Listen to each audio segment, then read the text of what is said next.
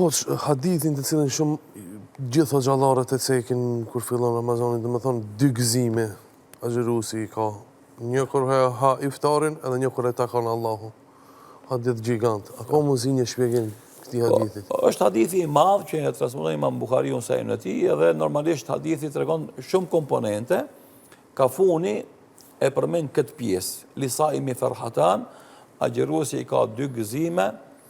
Jafrahu inda fitrihi, gëzohet momentin që anë iftarin dhe gëzohet momentin kur e takon Zotin e vetë. E faktë është që domethënë ky gëzim që përmendet këtë hadith është rezultat i një suksesi të jashtëzakonshëm që arrin njeriu me nënshtrimin karshi Zotit tek një nevojë fiziologjike që e ka.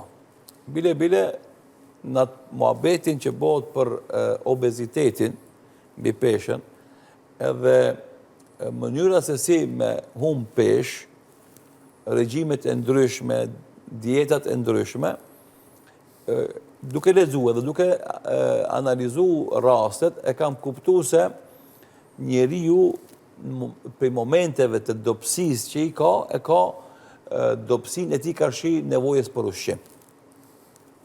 Njeriu i ka ato anë të dobta, për shembull, edhe karshi pushtetit.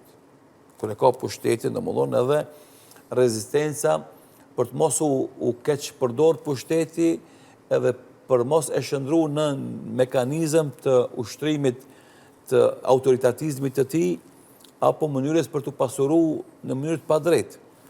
E ka gjithashtu tek puna e nevojës për marrëdhënie intime, në momentin për shembull kur jepet mundësia me pas komunikim të lirë me një gjinis të kundërt dhe me pas marrëdhënie pa frikë prej pasojave nga rrethi që i vinë, e ngelet veç frika për Zotit.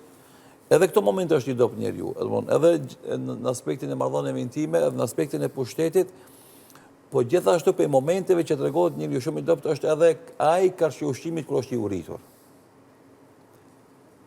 Pse ndodh për shembull mbi peshat e njerëzit, sepse njerëzit josh shija e ushqimit, edhe ata në mes vetdijes se duhet me kontrollu sasinë e ushqimit që e hanë, dhe joshjes nga shija e këndshme e ushqimit, ata binë në shijen e këndshme të ushqimit dhe vetdija e tyre për kontroll të ushqimit bie.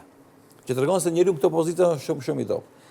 E tash merre këtë situatë, këtë natyrë të njeriut edhe ta instalojmë, ta implementojmë tek agjërimi. Njeriu në këtë rast edhe ai ka nevojë për ujë, ka nevojë për ushqim. Sidomos nëse është në punë ku ka dhe jo musliman që punojnë me te, ose ka musliman po sa agjerojnë. Edhe shembull ai që është duhan pirës, shembull. Agjeron nuk pin duhan, ai tjetri pin duhan, ai era duhan të hinë. Agjeron nuk pin ujë, ai tjetri domethënë, sidomos verës kur është. Këtu ka nevojë për ushqim, ai tjetri ka marrë shembull përpara të i han shujtën e mëngjesit ose drekës në punë ose rrugës e shef restoran. Provokohet rënd. Megjithatë, ai rrin besnik në parimin se është agjërim, une nuk duhet me hangër. Sepse rregulli i agjërimit është abstenim nga ngrënia dhe pirja dhe marrëdhëniet intime që nga koha e syfyrit, agimit të mëngjesit deri në kohën e iftarit perëndimit diellit. Edhe ai abstenon. Edhe në momentin që vjen iftari, para 13 orë, 14, 15, 16, ai vazhdimisht ka bërë xhihad me nefsin e tij. Se nefsi ka thonë ha, nefsi thotë pe, se nefsi ka nevojë të ngopet. E ti thu jo. Pse? Hala s'ka ardhur koha. Hajde, kur vjen koha? Hala s'ka ardhur koha. Derisa erdh koha, akşami. Edhe hanë pin. Andaj ky njeri e ndjen një kënaqësi, një satisfaksion, një gëzim të madh për shkak se në betejën teme me nefsin tem, i cili vazhdimisht më thirke për ngrënë dhe pi, e une nuk ju nështosha.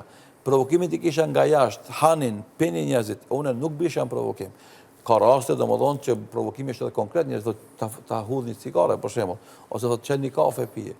E ti agjërushëm edhe në ambient ku nuk shef kurkush, shembull, je ti dhe ai vetëm. E në këto situata faktikisht këta i luftë që ke bo me vetën tonë, me egon tonë, gjihadi me nefsin që i qymë në gjuhën e fesë, në momentin e kur t'ullesh një iftar, thë yes, fitova. Happy jam se.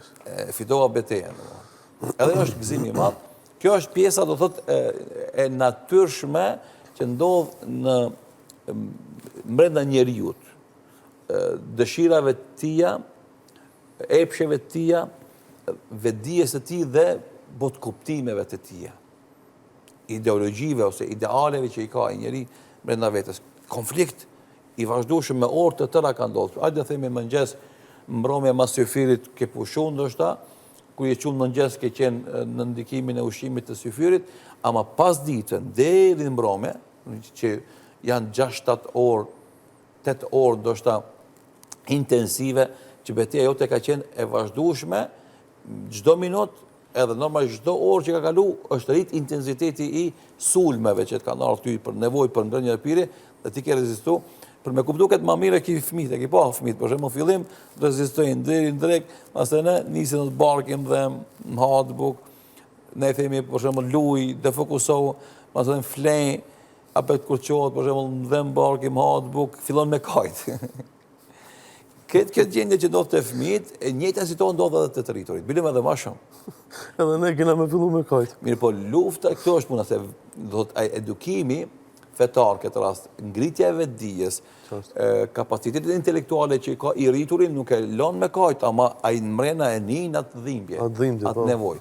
Edhe ande në momentin e iftarit e ka gëzimin, edhe e dyta që është mendoj se shumë është më rëndësi me e potencion këtë rast, është gëzim për besimtarin, sepse edhe këtë dit e kaloi si rob i nështuar i Zotit. Shfe, ajo që fatkeqësisht njerëzit jo besimtar, jo musliman, nuk e kuptojnë, është se ardhja jonë këtë botë nuk është vetëm për dëfrim, nuk është vetëm për argëtim, nuk është vetëm për përmbushjet nevojave fiziologjike, nevojave të epsheve tona, materiale. Ka një qëllim më madhështor se kësa kretë kjo që fatkeqësisht shumica e rëmuese e njerëzve, shumicën e kohës edhe jetës e kalojnë në këto komponente që i përmena. Pakin ata që kanë kuptu qëllimin e krijimit të tyre, qëllimin e ardhjes tyre në këtë botë dhe rolin që e kanë ata në brenda këtyre kufive të jetës së tij. Edhe për atë shkak besimtari nëpërmes agjërimit të tij ja dëshmon vetes fillimisht, pastaj edhe të tjerëve, dhe normalisht me këtë ai e përmbush atë pozicionin që ka zgjedhur për vete në këtë botë të jetë rob i Zotit, që unë këtë ditë o Zot e kalova duke e përmbush këtë obligim ndaj teje, duke arrit qëllimin e krijimit tem, duke arrit me lujt rolin në formën më të mirë të mundshme të kësaj dite dhe i gëzohem këtij fakti që unë edhe këtë ditë e kalova si rob i nështruar i Zotit. E tani ky komponent fatkeqësisht nuk elaborohet sa duhet, edhe një pjesë e madhe njerëz thotë pse më qenë rob i dikujt unë. Ne i themi, nuk ka njeri në botë që nuk i nështrohet dikujt. Ose kemi nështru epshit tanë, ose kemi nështru pushteteve të caktume, filozofive të caktume, ose kemi nështru krijuesit tanë, i cili është i gjithdijshëm, i cili është i urtë, i cili është i gjithëmëshirshëm, dhe i cili robëria jote ndaj tij nuk bëhet sa ai ka nevojë për ty. Por robëria jote ndaj tij bëhet për shkak se ti ke nevojë për të. I cili të ka thonë xheroj Ramazanit. I cili të ka kriju, ti ka dhënë këto komponente, ta ka dhënë jetën, ti ka dhënë domthonë ta ka kriju dynjon enkas për ty, ti ka dhënë këto mirësi që ekzistojnë në këtë botë, dhe të ka thonë përmbaju rrugës që unë ta kam caktuar se fjala el-ubudijet ose adhurim që themi na, el-ibade, është rrugë e trasume, rrugë e shkelun. Edhe se këtë rrugë që unë ta kam bë gati, s'ka thera, s'ka pengesa, s'ka gropa, s'ka, domethënë, pengesa në rrugë, kodrina të vogla. Ecë në këtë rrugë, se këtu je i sigurt. Sa keme ecë, ti keme përcaktua, keme ecë, domethënë 10 në ora, keme ecë 20, a 50, a 100, a 200, ti e cakton. Ama vetëm kjo rrugë është e sigurt për ty. Këtë rrugë tjera që ti kemi zgjedh, nuk janë sigurta, keme pas pasoja, keme pas dome. Edhe gjatë udhëtimit, po edhe pas udhëtimit. E Zoti Dhul Xhelal neve na ka kriju, na njeh mirë, i din potencialet tona, i din dëshirat tona, I din nevojat tona edhe në këtë aspekt, domethënë ai faktikisht ka thonë edhe ka kërku prej teje që ti me ecë udhën e tij për shkak teje, jo për shkak vetes së tij. Dhe për këtë arsye njeriu kur arrin faktikisht qëllimin e përfundimit të agjerimit, ai njeri i gëzohet i momentit. Gëzimi i ditë është momenti kur takohet me madhninë e Zotit. Zakonisht kur takohet me madhninë e Zotit përmendet shpërblimi që vetëm i Zotit. Kjo është moment gëzimi, sepse padyshim çdo shpërblim që Allahu dhul xhelal jep besimtarit është shumë madhështor edhe i rëndësishëm për mënyrën e jetesës në jetën pas vdekjes, në jetën e ahiretit që themi na. Po ajo që unë mendoj se është momenti më i rëndësishëm i gëzimit, është se ai takohet me Zotin duke e përmbush rolin që e ka pasur dhe duke e përmbush këtë pozicion që e ka caktuar Zoti atij, robi i Zotit më qenë. Edhe andaj Allahu i madhërisëm njerëzit në jetën pas vdekjes, momentin e takimit të njerëzve me madhninë e tij, ka me i emërtuar si robët e tij. Andaj për shembull në surën Al-Fajr, kur flet Allahu dhul xhelal për kthimin e njerëzve tek Zoti, thot ja ayetuha an-nafsu al-mutma'inna, o ti shpirt i qetë, i bindur, i nështrum, irji'i ila rabbiki radhiya, ktheu tek Zoti yt i kënaqur me Zotin, fadkhuli fi ibadi, hyn në mesin e robëve të mi. Fadkhuli fi jannati, hyn xhenetin tim. Do thon stacioni i parë që ka me hin mesin e robëve të Zotit. Pastaj me hin xhenet. Edhe andaj robi kur takohet me Zotin, agjeruesin këtë rast, i gëzohet fillimisht këtij fakti se unë o Zot arrita ta përmbush këtë pozicion që ti e ke caktuar për mua në interesin tem në këtë botë, në dynjë. Dhe unë erdha në këtë botë, linda në rrethet të ndryshme të jetesës. E kuptova se ty duhet me të adhuru. Ju përmbajta udhëzimeve tuja. Gjithë jetën, a kam jetu 50 vjet, 70 vjet, 90 vjet, gjithë jetën e kam kalu duke ju përmbajt këtij rregullit, duke ju përmbajt kësaj rruge. Megjithëse kum pas provokime, kum pas sfida, kum pas presione, kum pas joshe. Jam tund her pas here, a të vazhdojnë këtë rrugë apo të ndroj rrugën. Megjithatë unë kam ndejt besnik se rrugë deri në fund. Edhe sot kur vi takohem me ty, takohem si njeri i privilegjuar me pozicionin e robit tanë. Se ata tjertë, ata janë shumica. Ata refuzuan me qenë robët e tunë në këtë botë, edhe sot, në më thonë, nuk kanë mundësin me qenë afër teje. Sepse pozicioni i njeriu rob i Zotit krijon lidhjet shumë të afërt mes njeriu dhe Zotit. Edhe në momentin e jetës pas vdekjes, do dëshirojnë njerëzit të jenë në lidhje të tillë me Zotin, ama s'kan me pas atë mundësi. Zoti ka me i largu. Andaj, për shembull, Allah i madhëshëm përflet për jetën e banorëve të xhehenemit, Allahu na rujt, thot kella bel hum yawma idhin an rabbihim la mahjubun, ata atë ditë do të kenë perde mes tyre dhe Zotit.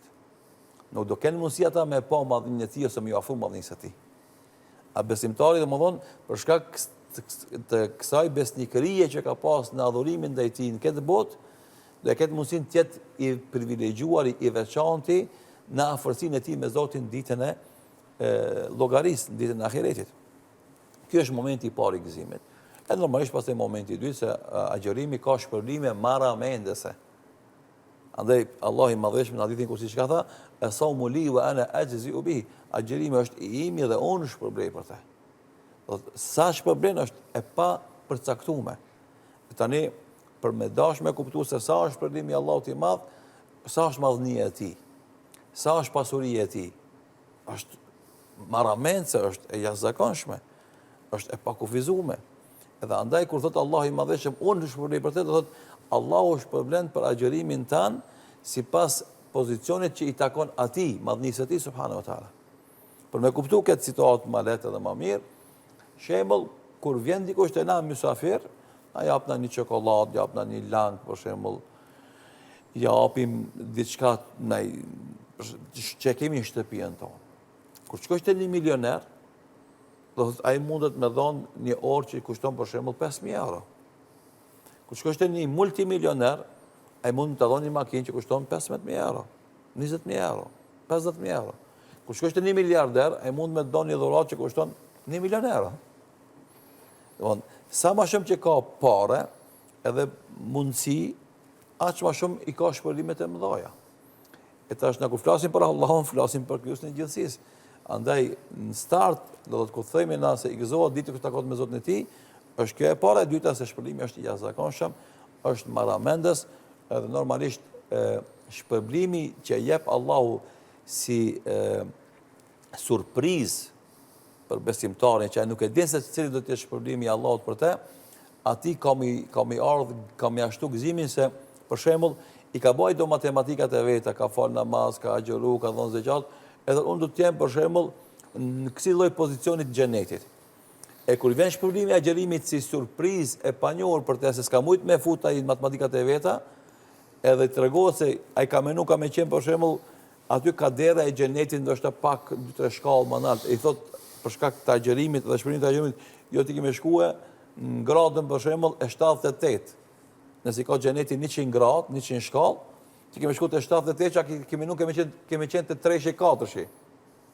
Kjo surprizë ka me të dhënë gëzim të jashtëzakonshëm, që ti kemi kuptuar se ai agjërim, me gjithë ato peripeci që i përmenda tentova me sharu pak më herët, kemi kuptuar se ja paska vlet, edhe shumë pak bilen paska qenë ajo që ke bëti për shpërblimin e madh që e ke fitu. Andaj, duhet me sqaru pak ma shumë se u ka bë si rutinë, mendoj, agjërimi, nuk e të bën një punë vogël, e të bën një agjëru si një punë të madhe. Po, është fakt, sepse kanë herët duke insistu që na me përmenë se agjërimi është obligim, edhe është, nëse nuk agjërohet, ka masa represive ndëshkuesin nga Zoti të mëdha, ndoshta na ka ikë me tentu me shëru se adhurimi i agjërimit është shumë i madh, edhe fitimi është shumë i madh. Po aq është i madh fitimi në këtë botë, po është edhe shumë më i madh që s'mund ta paramendosh kur shkosh te Zoti Dhul Xhelal. Dhe me atë që tentova me shëru në këtë hadith, mendoj do mjaftonte me nxit besimtarin për ma